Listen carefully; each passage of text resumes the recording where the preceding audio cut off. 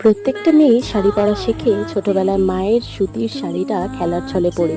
তারপর বড় হওয়ার পর মায়ের শাড়িটা পরলে যেন একটা অন্যরকম সুন্দর লাগে। সে যতই হাজার ভালো ভালো শাড়ি কিনি না কেন, মায়ের শাড়িটাতে একটা অন্যরকম ভালো লাগা তৈরি হয়।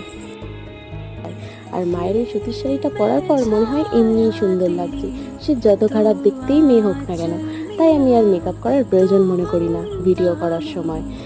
জানো তো, সম্পর্কে যখন শ্রদ্ধা ভক্তি আর ভালোবাসা কমে যায়, সেই সম্পর্কটাকে হাজার চেষ্টা করেও জোড়া লাগানো যায় না। ঠিক তেমনি আমার টিপের আঠাটাও কমে যাওয়ার পর সেটা হাজার চেষ্টা করেও আমি কপালে আটকাতে পারছিলাম না। তাই বাধ্য হয়ে নতুন একটা টিপ নিলাম। না, সম্পর্কের ক্ষেত্রে সেটা আর নতুন করে করা সম্ভব নয়। আর মেকআপ তো করি না বললেই চলে। সামান্য একটু লিপস্টিক আর একটু মাস্কারা আর আইব্রোটা একটু না ব্রাশ দিয়ে আঁচড়ে নিলে হয় না।